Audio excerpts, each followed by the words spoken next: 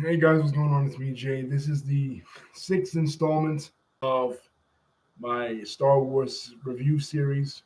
This is Revenge of the Sith, the last of the prequel trilogy and the final movie that was produced and directed by George Lucas himself. So, this one, Lucas began even before the the end of filming for Attack of the Clones.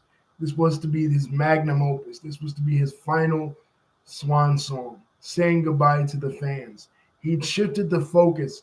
Initially, the focus was about Luke Skywalker and Luke's journey as from a small town, small planet kid to to a galactic hero. One kid takes on an empire and defeats the entire empire. That was the story of the original Star Wars from episode 4 to episode 6. Now, that's what Lucas used to in the 70s and 80s tell people that the series was about.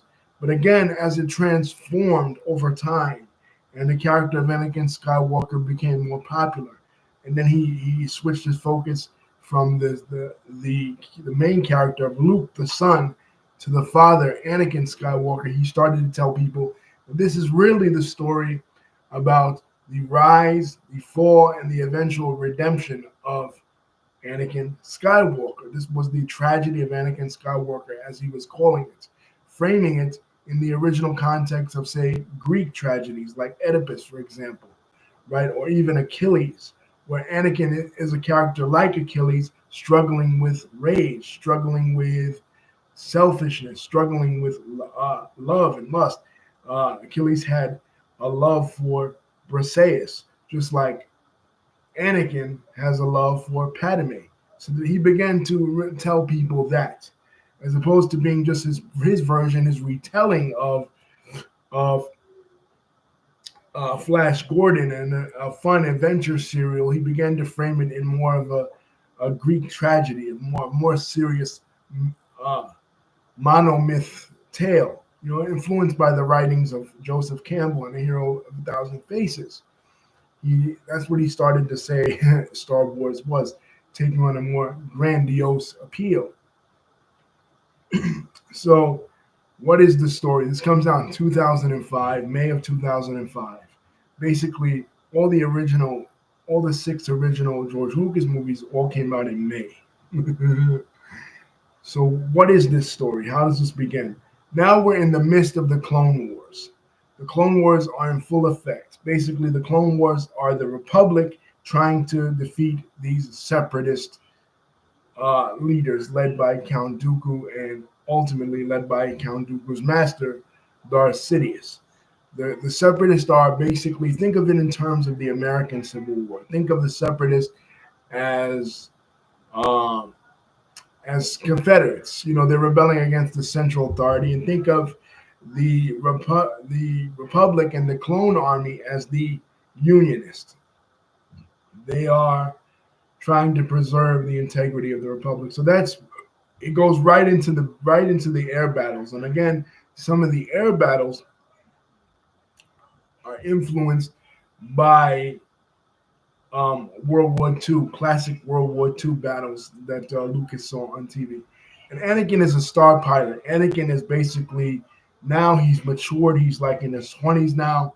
He is basically the star of the Clone Wars. He's basically Ulysses S. Grant. He's the star general. He is what Ulysses S. Grant was in the Civil War, what Eisenhower and Douglas MacArthur and Patton were in World War II. He's that. He's the star of the show. So is Obi-Wan Kenobi. Both have risen in the ranks. Obi-Wan now is granted consulship. He's on the Jedi Council. But still, nobody knows that Anakin secretly is married to one of the senators. I mean, that would compromise him politically, right? As well as compromising him from being a Jedi. So after the battle is over, and because they're now assigned to protect the Chancellor. They meet up with Count Dooku while they're protecting the Chancellor, and Anakin kills Count Dooku. It's one of the most famous scenes in Star Wars. He has Count Dooku at his knees. He's captured both his lightsabers because now Anakin wants to get revenge. Because remember, it is Count Dooku who took off Anakin's arm. So Anakin's pissed off now. He has both lightsabers at Count Dooku's neck. Palpatine, who he's protecting, is watching him do this, and Palpatine says, "Do it."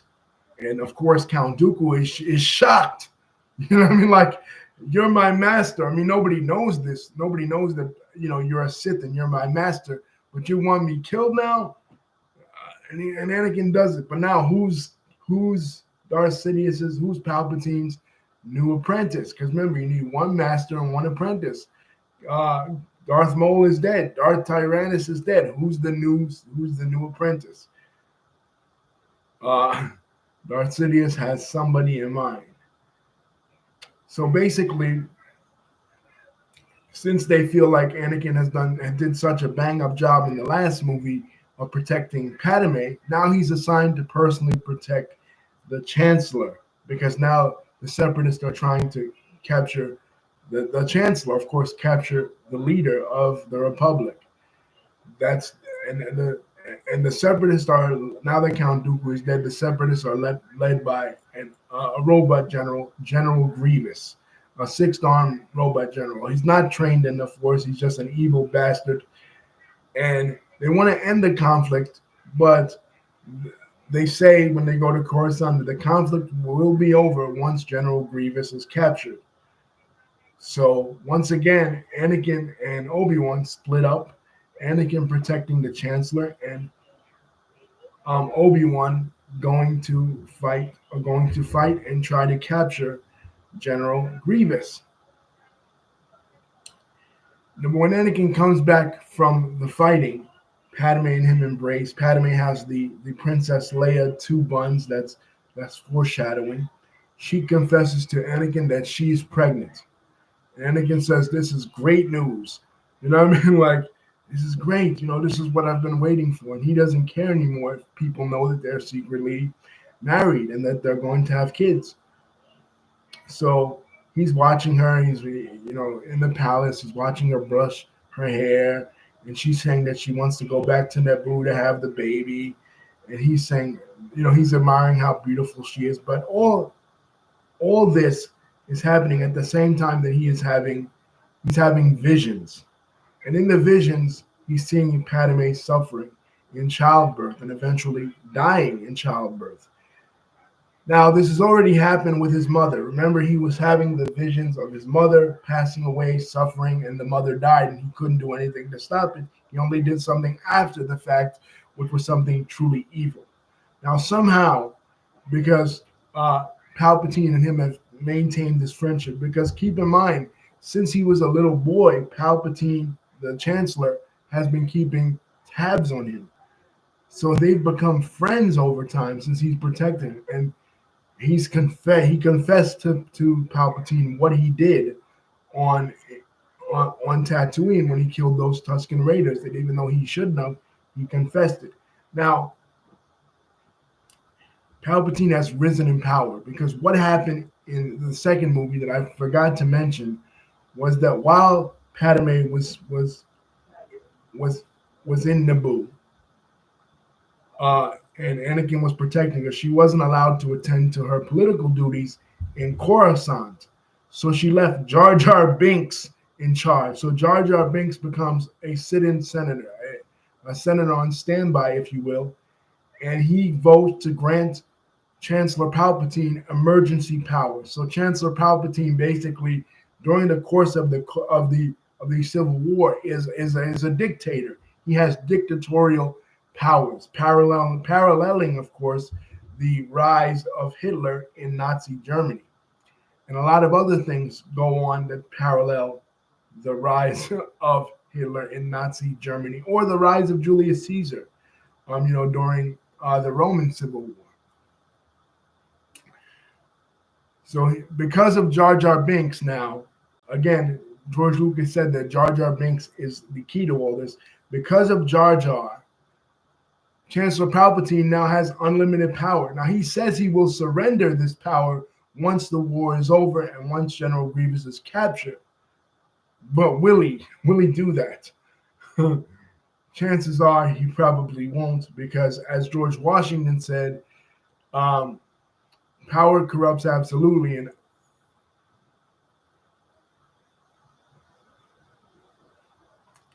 wait, what is that quote?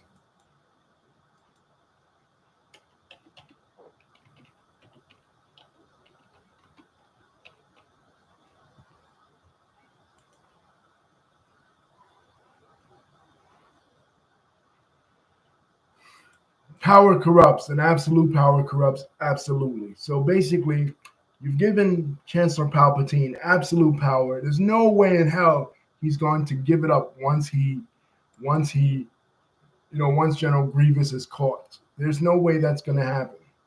But, some people like Anakin, they're naive enough to believe that it will happen.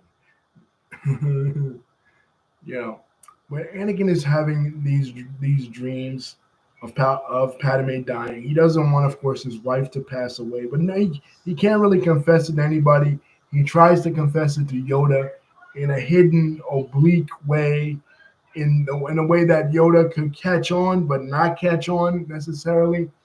Basically telling him, and what Yoda tells him is he has to learn to let go of everything he fears to lose.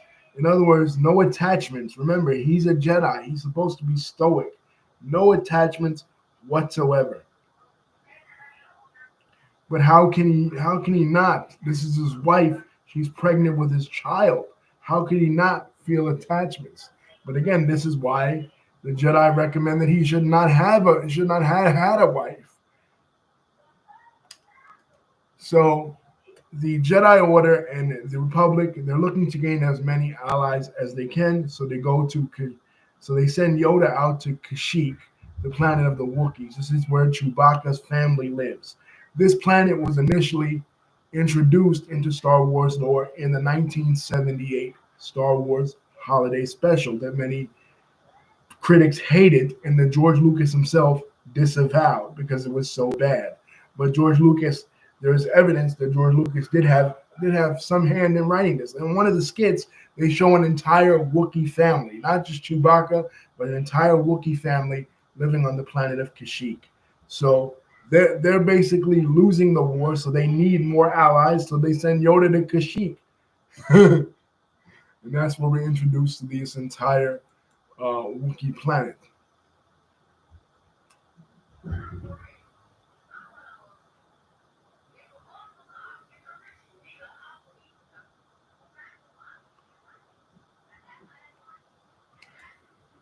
But during the time that Anakin and Palpatine are together, Palpatine uses this time to manipulate Anakin, to play on Anakin's emotions, to basically tell him that the Sith and the Jedi, they're no different than each other, right?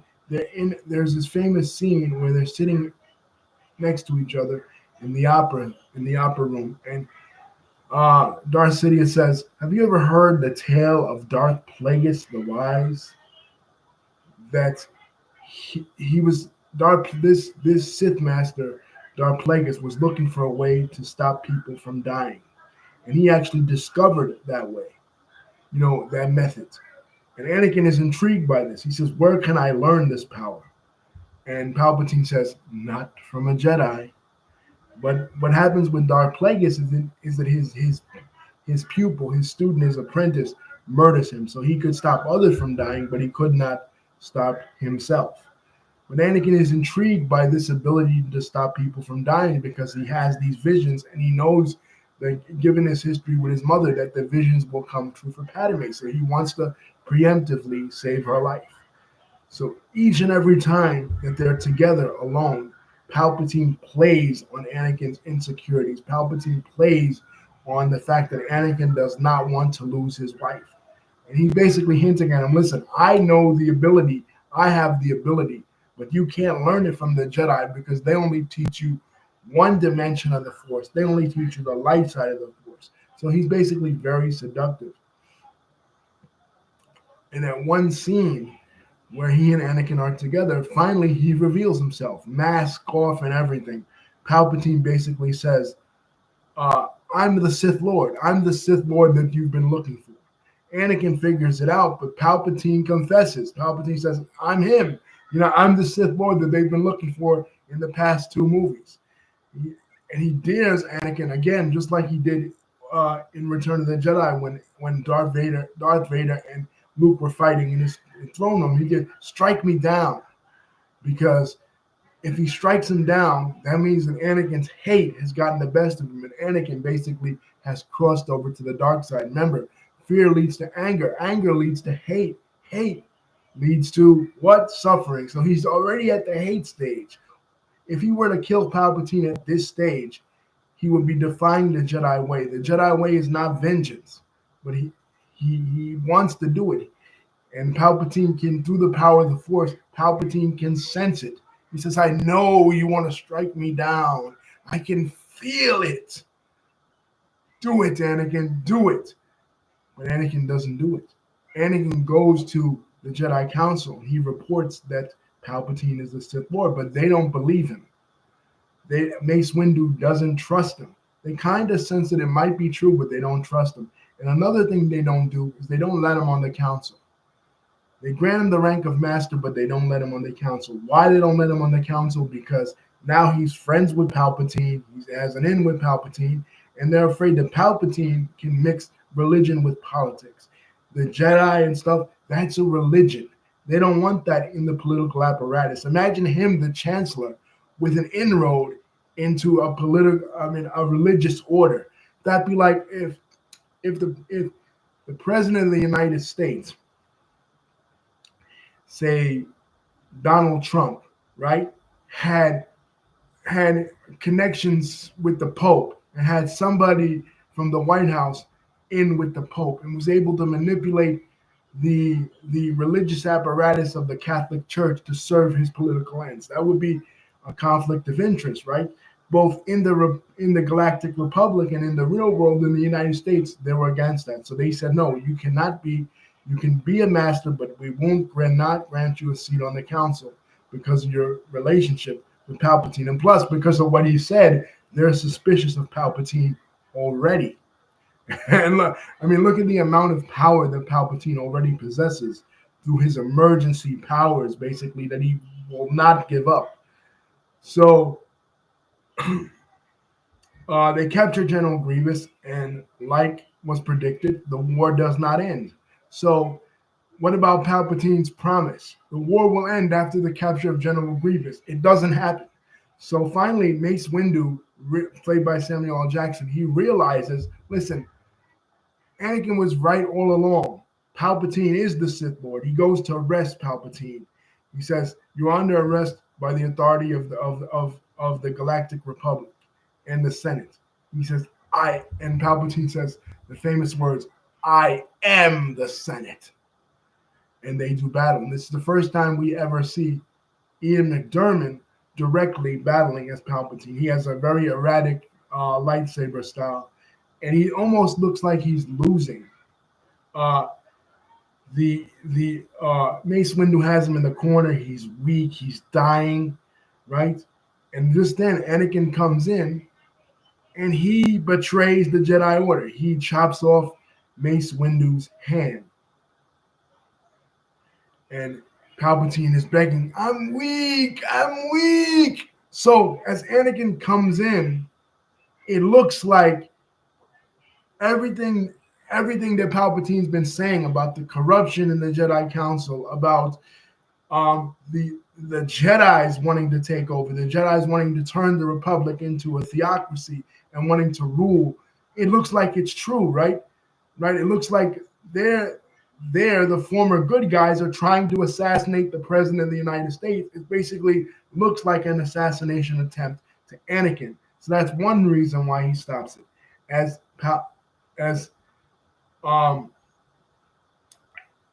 Mace Windu goes to kill Palpatine, Anakin says, no, he can't. He must stand trial. That's not the Jedi way. And Mace Windu says, but he's too dangerous to be left alive. In other words, he is so powerful. He's a Sith Lord. How can you I mean, what's jail gonna do to him, right? He's a Sith Lord. Like he's too powerful. How can he just remain alive? It can't happen, right? He has to be killed. You know, it's like Hitler. He had to be killed. What are you gonna? Hitler's gonna stand trial? Like that's not gonna happen. You know what I mean? Like, but Anakin needs him because Anakin believes that he possesses the power. Anakin has figured out the parable. The Palpatine was the pupil of Darth Plagueis, and the Palpatine learned through his master Darth Plagueis the gift of immortality. So through Palpatine, he can learn to save his wife's life, and his wife doesn't have to die. So he does it for two reasons basically: what he perceives as justice, plus his own personal gain and need. He needs to use Palpatine's knowledge to save his wife. So he kills Mace Windu, chops off his arm, and then through Force lightning, Palpatine in his final form now as Darth Sidious, as the Emperor, Palpatine zaps Mace Windu with Force lightning, and Mace Windu dies falling out the window. And then you get one of the most powerful scenes in the whole saga of Star Wars, where Anakin goes on his knees now, pledging his allegiance to Palpatine. He says, "I pledge myself to you, my master." He says, "Good," and he's like reptilian now. "Good. The Force is strong with you. From now on, you shall be known as Darth Vader."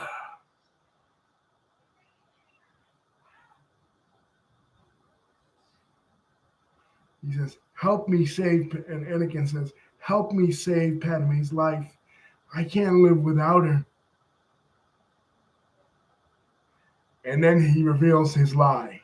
He says, "To cheat death is a power that only one has discovered, but together we can discover the secrets."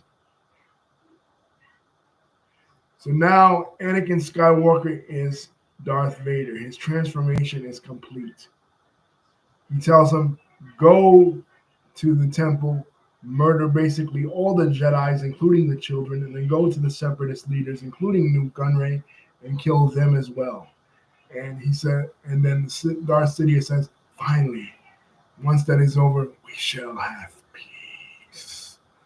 So basically, it's peace through intimidation, it's peace through dictatorship. It's not a regular peace. Now, the Jedi that are across the galaxy, they suffer because the clone army that Cypher Diaz, who is really Lord Sidious in disguise, created, has now turned on him. He tells him to execute Order 66, which is a mass extermination of Jedis across the galaxy. The only two that escape are Obi-Wan Kenobi and Yoda. Now, they see the hologram in the temple of Anakin killing all the younglings, killing kids. This one kid comes up to him, "Master Skywalker," and then he pulls out his lightsaber and just kills the kid, leaves them all laying. And the Jedi see this hologram, and Obi-Wan is shocked, right? But Obi-Wan knows what he must do. He must go to the Mustafar system where Anakin is now, a fire planet, and he must fight his old student. He wishes that he didn't have to be the one. He wishes that he could take on Darth Sidious, but he's not strong enough to take on Darth Sidious. Yoda must take him on. Yoda tells him, "You must go to Mustafar and you must fight Anakin." And that's exactly Anakin, now Darth Vader. That's exactly what he does. And during that time, they have an exchange. Obi-Wan tries his best to pull Anakin back, right? And he says, "But Anakin, Senator Palpatine is evil." And Anakin says, "In my point of view, the Jedi are evil." And, and Obi-Wan goes, "Well, then you are lost." And they fight on Mustafar in the lava planet. And it's one of the best choreographed lightsaber fights in the whole one-on-one lightsaber fights in the whole Star Wars saga. Finally, the older master, Obi-Wan Kenobi, overcomes. He says, Anakin, don't try it. I have the high ground. So Anakin tries to make this jump. Obi-Wan cuts him off. He falls into lava, and his entire body gets burned and disfigured. And of course, Obi-Wan feels bad about it because yes, they're Jedi, and yes, they're not supposed to form attachments, but ultimately working together as basically teacher and student, father and son, they feel a sort of connection. And Obi-Wan tells him, "But you were my brother, Anakin. I loved you. You were the chosen one. You were supposed to destroy the Sith, not join them. Bring balance to the Force, not leave it in darkness." But Anakin, consumed with hate as the fire is burning down on him, screams, "I hate you!"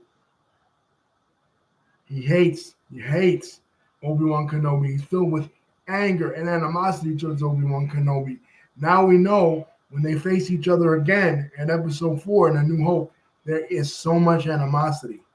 And what does Darth Vader tell Obi-Wan in Episode 4? He says, when we last met, I was but the learner.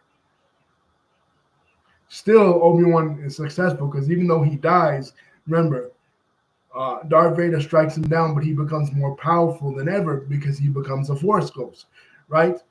But in this one, now Anakin's body is completely destroyed. Obi-Wan must also tell Padme the truth, and Padme reveals that she is pregnant, and she says that Anakin is the father. He shows Padme the hologram. Padme doesn't believe it, but she's completely heartbroken. But she believes that she can save him. So when Obi-Wan goes to Mustafar, he brings Padme along with him, and they're arguing.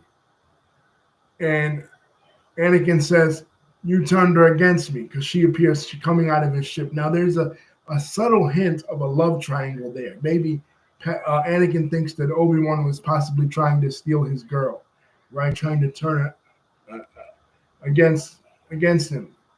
And he says to Obi-Wan, "I don't feel the dark side as you do. I'm not blinded by the ideology, the strictness of the ideology of the Jedi." He says, "I will bring peace, serenity, and balance to my new empire." And Obi-Wan says, "Your new empire? Anakin, our allegiance is to the Republic, to democracy."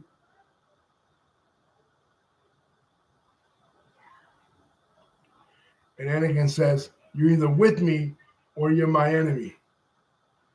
And of course, Obi-Wan says, "I will do what I must."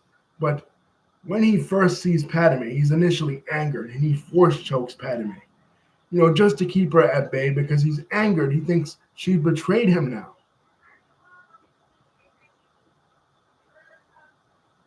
Right? But he doesn't kill her. First, he tries to persuade her. But she says, "Anakin, you're going down a path I can't follow." Basically, you're becoming somebody evil because he's talking about world domination. He's talking about overthrowing the Chancellor, being more powerful than the Chancellor, and him being the supreme ruler. Again, his new empire, according to him. Right? But that doesn't come to fruition because he's completely destroyed by Obi-Wan. But what about Padme? Well, Palpatine picks him up after he's completely burned, and they put him in this new hyperbaric suit, oxygen chamber, basically an iron lung, the black suit that we're familiar with Darth Vader. This is where he becomes Darth Vader. And it's basically like a Frankenstein scene. He's laying on the table. He's writhing in pain, screaming, because his body's all burnt up, right? And he's screaming, and each and every time, each more pain that goes through his body becomes more anger. And each and every time he gets angrier and angrier, he gets stronger in the dark side of the Force. He just wants to kill. He wants to destroy. The only saving grace for him is really Padme. And when he gets up, he looks over at Palpatine. He says, "Master, where is Padme? Is she safe? Is she all right?" And Palpatine says, "It seems like in your anger, you killed her." And of course, he goes, famous scene, "No!" And James Earl Jones reprises his role as the voice of Darth Vader. And that's the the genesis of Darth Vader in trying to save Padme's life and risking it all and converting to the dark side of the Force, embracing Palpatine. He inevitably, through his anger, killed her. Now he says it can't be. When I choked her, she was alive. I felt it. What he doesn't know is that while she was giving birth, she dies of a broken heart. Because of what Anakin had done, turning to the dark side, doing what he had done, she was heartbroken. She was depressed. And she just didn't want to live anymore. She gives birth to the twins. She names them Luke and Leia. And her last words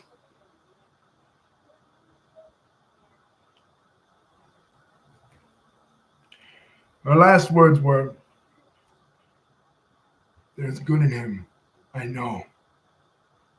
So even despite everything that Anakin has done, she still loves him. She still believes in him. She still believes that he can be redeemed. And of course, we know that he can be redeemed. He was redeemed by their son, Luke.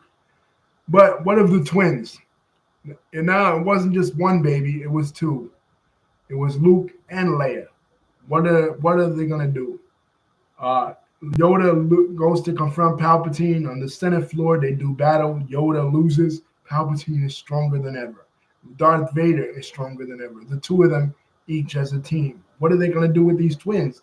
If Anakin knew he had offspring, he will raise them in the dark ways of the Force, and he will raise them to be tyrants as well. So they must separate them, and they must separate them from their father.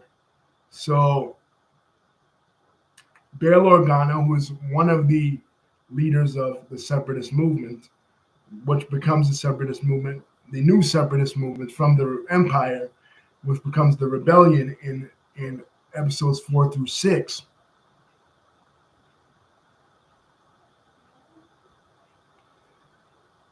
Says that he and his wife always wanted a girl, and they take her to Alderaan. And she, of course, becomes Princess Leia.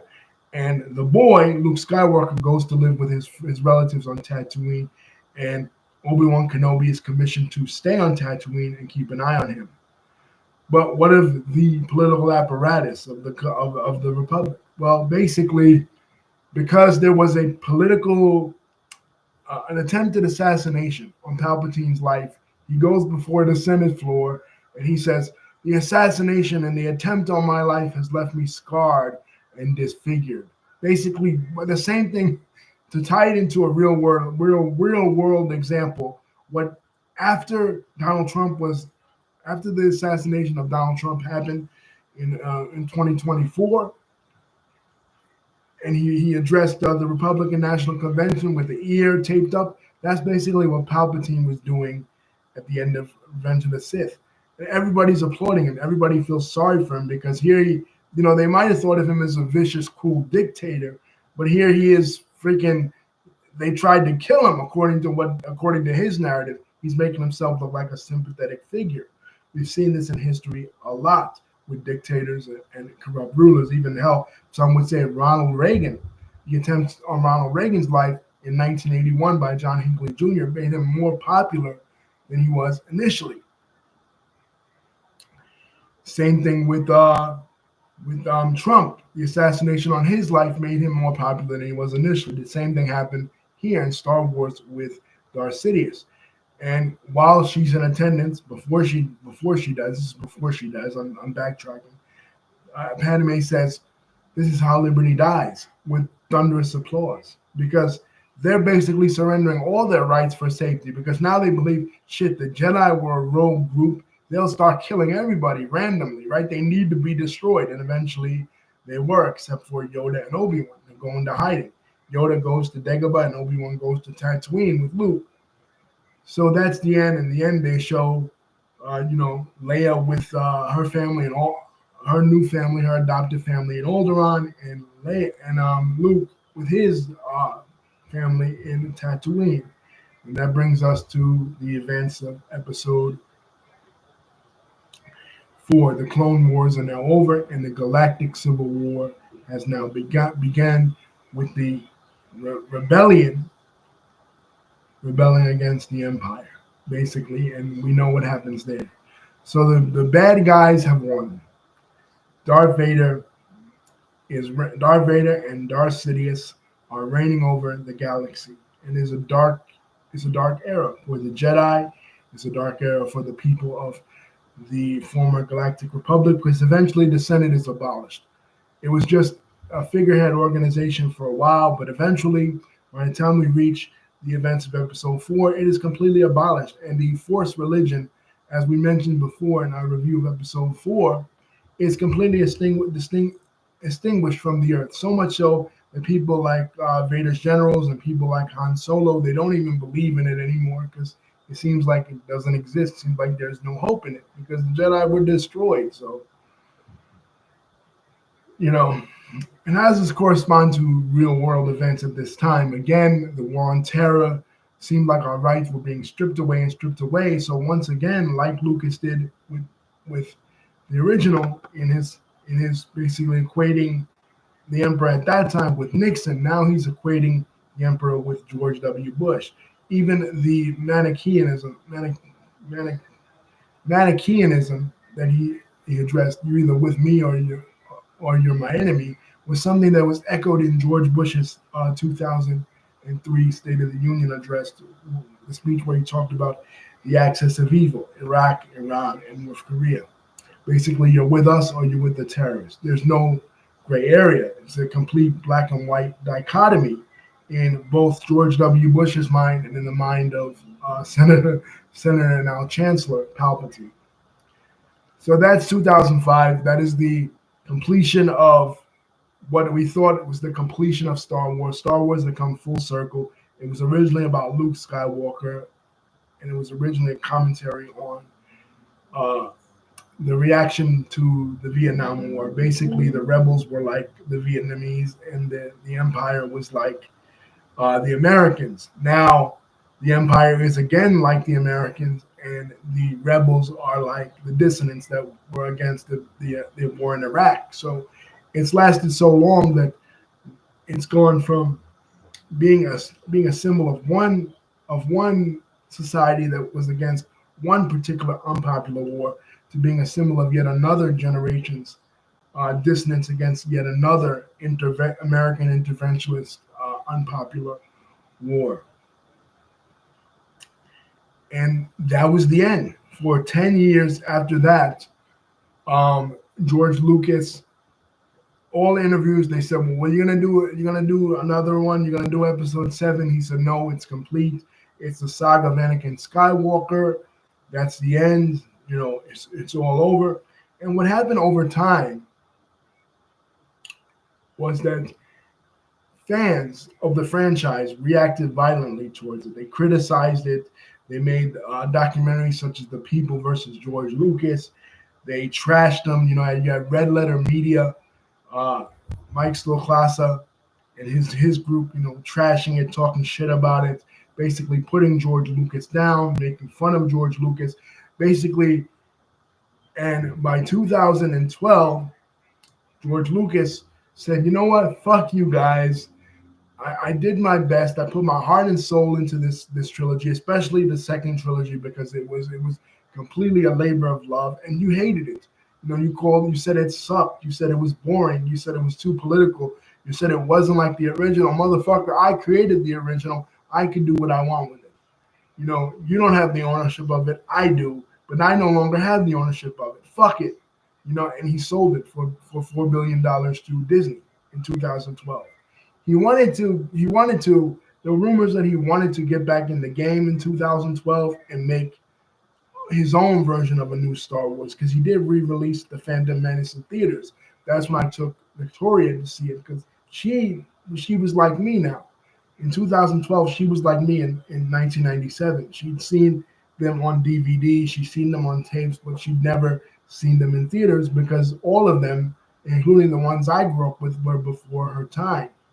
Right, but I wanted her to experience seeing it in theaters. So it came out in 2012, just like in '97, because there were rumors surrounding in the Star Wars community that he was getting ready to make new ones, and he was gonna dip his toe back into the water like he did in '97 to test, are people still interested in my franchise? Because again, just like it did in the 90s, it went away and it was replaced by other sci-fi franchises, the Hunger Games, Avatar. After 2005, it went away in the zeitgeist, 2006, 7, 8, 9, 10, 11, 12. So he wanted to see if, there was still a mood, a temperature for it to come out. And there was, people still wanted to see it, but it didn't. The re-release of the first prequel movie, which is Phantom Menace, it didn't perform as well as the re-releases of the original trilogy did in the 90s. Because there was so much negative press about it. So many people hated it. People were so vitriolic against the prequels that George Lucas said, fuck it. Disney at this time, starting with the acquisition of Marvel in 2008, were acquiring different IP licenses. They were acquiring Marvel. They were acquiring Pixar after the death of Steve Jobs, right? So he said, you have Pixar, you have Marvel. How would, and over lunch with Bob Iger, who was the head of Disney at the time, he said, how would you like to have Star Wars? And Disney, with dollar signs in their eyes, said, you know what, that'd be great, Star Wars.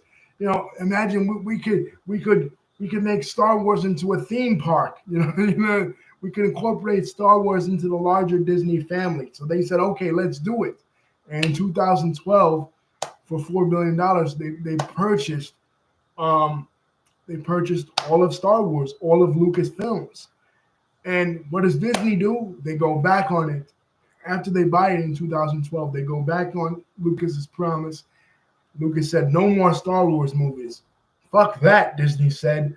We're going to make more Star Wars movies. And the fans were ecstatic. The fans were like, oh, shit, more Star Wars. Yes, we've been waiting. And it's not in George Lucas's hands anymore. George Lucas doesn't own it, right? He has no say over it, right? It's going to be great. We're going to finally get new Star Wars with new management, a new creative team, everybody, right? He appoints his appointed successor, Kathleen Kennedy. And this is very similar to what we talked about yesterday with Jess Hilarious when she was on the Breakfast Club and she appointed her replacement, but her replacement ends up stabbing her in the back. Kathleen Kennedy, who George Lucas appointed as a successor, because before he made the sale, he said, he said, I want to pick my successor. I want to pick the person that will take over these movies because these movies are like my baby. This is like my child. So I want to pick the person. And the person he picked was Kathleen Kennedy. But Kathleen Kennedy is working for Disney. So she ends up stabbing Lucas in the back because what ends up happening, he makes the sale, but it's not a complete sale. It's a sale under the proviso that he will have some creative input. And so he writes a treatment, basically his treatment based on his notes, his original notes from the 70s. What does Disney do? They said, fuck it. We're not using these notes. And they throw out his notes. They completely throw out his notes and kick him off the project. George Lucas says, I'm done. I'm not going to work on the new movie, episode 7. I'm done. I'm out. You know what I mean? Don't contact me. Don't ask me about it, anything. I'm done. This is the last disrespect I'm going to take. I'm done with these movies. And that's it. So by the time they release another Star Wars movie in 2015, George Lucas and his writing team have nothing to do with it. It is very similar to what happened with the WWE. Towards the end of Vince McMahon's tenure in the WWE, people were complaining, oh man, Vince McMahon is stale, his booking is stale, his booking is horrible. So they were complaining for this for about 10, 15 years, just like they were with George Lucas, the hardcore fans. They wanted the Attitude Era back, just like the Star Wars fans wanted the original trilogy era back. But so they basically forced Vince out. Vince sells it to Endeavor TKO in 2023, and at first he's on as an advisor, but then they kick him out. Now his reason they kick him out was different than George Lucas's reason. Lucas's reason was a creative reason. Vince McMahon was forced out because of a sex scandal. I know that's different. But what I'm saying is now you have fans, not many, because um, in the WWE case, the McMahon family is still involved through Triple H and through Stephanie, whereas Lucas's family is not involved with Disney at all. After 2012, so you have some fans now complaining that WWE is not the same like it was under Vince. They wish Vince was back. But with the Star Wars case, many fans start to complain, even those that hated the sequels. What Disney comes up with after Disney buys it in 2012, and what they come up with in 2015 has fans complaining even worse. Not at first, you know what I mean? Again, in 2015, it's just like 1999. People are happy to see new Star Wars in theaters. People like Victoria's generation, they're happy to, like my generation was when Phantom Menace came out, they're happy to finally see Star Wars in theaters again. They've never seen Star Wars in theaters. They've only seen it in home videos. They're happy to see it again in theaters when The Force Awakens come out in 2015. It's not till 2017 that the honeymoon is over. And when we get to 2017, when we get to The Last Jedi, we'll talk about why that is, some of the plot holes, some of the plot points. But initially, there was a romance with The Force Awakens. Fans were happy to see Star Wars back on the big screen, and they were happy with what Disney was doing. But when Disney starts to make major changes to the canon characters that we love, particularly Luke, Leia, and Han Solo, fans are just like, what is this? This sucks. So we'll get to it. So now we're in the sequel trilogy era. George Lucas is done with Star Wars, and hate it or love it, some fans actually now that it's like you were an asshole and I hated you until I met a bigger asshole and now I love you because you're not as much an asshole as a new asshole. So they used to hate George Lucas in the prequels. Now they come to appreciate Lucas in the prequels because Disney fucked up so hard, particularly with like I said, the last two movies of Disney's trilogy. So the next time we pick up, it'll be 2015. It'll be Star Wars The Force Awakens, the first of Disney's trilogy in Star Wars.